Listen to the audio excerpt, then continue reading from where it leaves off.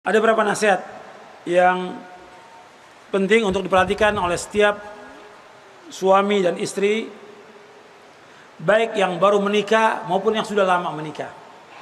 Yang pertama, wajib menegakkan rumah tangga di atas agama Allah. Wajib menegakkan rumah tangga di atas agama Allah. Artinya awalnya dia wajib untuk bertakwa kepada Allah Subhanahu wa taala. Wajib dia untuk bertakwa kepada Allah. Jadi membina rumah tangga di atas agama Allah, di atas Quran, di atas sunnah, menegakkan tauhid, menegakkan sunnah, menjauhkan keluarga dari perbuatan syirik, menjauhkan keluarga dari perbuatan bid'ah. Itu sejak awal nikah. Sejak awal nikah, begitu antum awal nikah, diingatkan seorang istri untuk bertakwa kepada Allah, suami juga untuk bertakwa. Kemudian ingatkan istri, kewajiban kamu yang paling besar adalah taat kepada suami. Pertama kali, habis akad nikah, kewajiban kamu yang terbesar taat kepada suami. Suami kamu, sorga kamu dan neraka kamu. Ingatkan dia. Itu diingatkan. Kemudian baru diperintahkan dia untuk mentaati suaminya, mentaati Allah, bertauhid kepada Allah, menjauhkan syirik. Kemudian melaksanakan sholat yang 5 waktu. Perhatikan tuh sholatnya. Kemudian diajak dia untuk sholat sunat. Apalagi tengah malam, Nabi pernah memberikan, artinya Nabi mendoakan ya, rahimallahu mra'an, Allah menyayangi seorang laki-laki yang bangun tengah malam, kemudian dia sholat, kemudian dia bangunkan istrinya. Rahimallahu mra'atan, Allah menyayangi seorang wanita yang bangun tengah malam, kemudian dibangunkan suaminya. Hadisnya itu ada, yaitu disuruh untuk apa? Untuk membangunkan suami, membangunkan istri, disuruh. Kemudian yang kedua, membina dia di atas akhlak yang benar. Artinya kita wajib menegakkan akhlak yang mulia dalam rumah tangga kita. Kita wajib menegakkan akhlak yang mulia dalam rumah tangga kita. Kita wajib menegakkan rumah tangga kita, atau wajib menegakkan akhlak yang mulia dalam rumah tangga kita.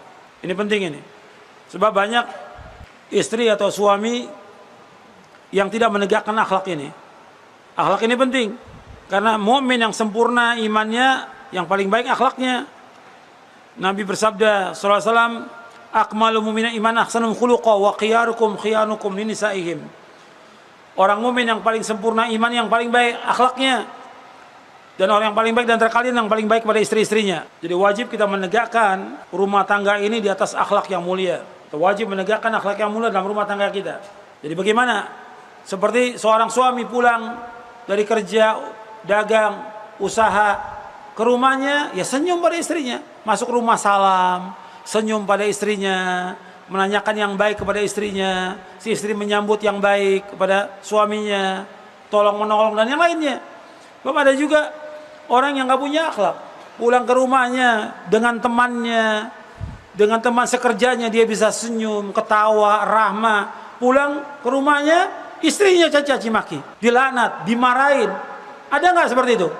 Ada. Nggak boleh. Mestinya bagaimana dia lemah lembut kepada istrinya, dia baik kepada istrinya. Sebab Nabi mengkaitkan antara iman itu dengan akhlak. Akmalul mu'minin iman ahsanul khuluqa wa khiyarukum khiyarukum nisaihim. Orang yang paling sempurna iman, yang paling baik akhlaknya. Orang yang paling baik dan terkalian yang paling baik kepada istri-istrinya. Kata Nabi, khairukum khairukum li ahli wa ana khairukum li ahli. Sebaik-baiknya orang yang paling baik kepada keluarganya, aku orang yang paling baik kepada keluargaku. Jadi kalau antum kepada teman, kepada orang lain itu baik, bisa senyum, bisa menawarkan segala macam, kepada istri juga demikian mestinya, kepada anak juga demikian. Jadi wajib menegakkan akhlak ini. Akhlak ini penting, dan kita harus berusaha bagaimana memperbaiki akhlak kita, karena akhlak ini punya timbangan yang berat di hari kiamat. Makanya para ulama itu belajar akhlak dulu, adab sebelum belajar ilmu. Coba antum pelajari ini. Akhlak ini penting. Bagaimana rumah tangga kita ini baik dengan akhlak kita yang mulia. Istri juga demikian. Kemudian yang ketiga, saling memahami. Saling memahami bahwa kita ini masing-masing punya kekurangan. Saling mengalah, saling memaafkan. Lu perhatikan. Allah menyuruh kita untuk bergaul dengan istri dengan cara yang ma'ruf. Wa'ashiruhunna bil ma'ruf. Fa in karihtumuhunna fa asa an takrahu syai'an wa yaj'al fihi khairan katsira. Bergaul dengan istri dengan cara yang baik. Kalau seandainya ada satu yang kamu nggak suka, Allah jadikan padanya kebaikan yang banyak. Nggak boleh seorang suami menjelekkan istrinya, nggak boleh. Kalau ada satu tabiat atau sifat yang jelek, mesti yang lain ada yang baik. La yafraq mu'minun mu'minatan In karya min khuluqan radiya min akhar, kata Nabi. Apabila nggak boleh seorang suami menjelekkan istrinya, kalau ada satu tabiat yang jelek, Allah jadikan yang lainnya baik. Itu hadis riwayat Muslim. Yang keempat, saling tolong menolong dalam rumah tangga. Saling tolong menolong rumah tangga, saling membantu di rumah tangga itu. Nggak bisa nafsi-nafsi, bahu membahu, ngurus anak sama-sama. Dalam ketaatan juga demikian, saling mengingatkan, tolong menolong. Umpamanya anaknya banyak, suaminya dia mau ngaji, ya bergantian. Nanti suaminya ngaji, nanti istrinya ngaji, suaminya yang megang anak-anaknya. Tolong menolong dalam kebaikan, saling membantu. Atau suaminya mau sholat, istri megang anaknya. Sekarang istri mau sholat, suami megang anaknya. Dan ini harus saling bisa memahami. Ta'awun 'alal birri wat taqwa. Kemudian yang kelima, berlomba-lomba dalam perbuatan baik, berlomba-lomba dalam kebaikan. Suami istri harus terus berlomba-lomba dalam kebaikan. Yusari'una fil khairat. Banyak bersedekah, banyak berbuat kebaikan, rajin dalam ibadah kepada Allah. Yang keenam, banyak berzikir, baca Al-Quran dan buku-buku yang bermanfaat. Banyak berzikir, suami, istri, anak dianjurkan untuk banyak berzikir. Zikir pagi dan sore harus hafal itu. Baca Al-Quran, seorang suami harus lancar baca Quran, istri juga, anak juga. Paling nggak minimal dalam sehari 1 juz membaca Al-Quran itu, minimal. Pokoknya di rumah itu harus banyak berzikir kepada Allah. Terutama di rumah kita, jangan tinggalkan baca surah Al-Baqarah, karena setan lari di rumah yang dibacakan surah Al-Baqarah. Yang terakhir, banyak berdoa kepada Allah. Jangan tinggalkan berdoa untuk kebaikan kita, istri kita, anak kita, kedua orang tua kita. Terus berdoa, siang malam berdoa. Di antara doanya, Rabbana hablana min azwajina wa dzurriyyatina qurrata a'yun waj'alna muttaqina imama. Rabbi ja'alni muqimas salati wa min dzurriyyati rabbana wa taqabbal du'a.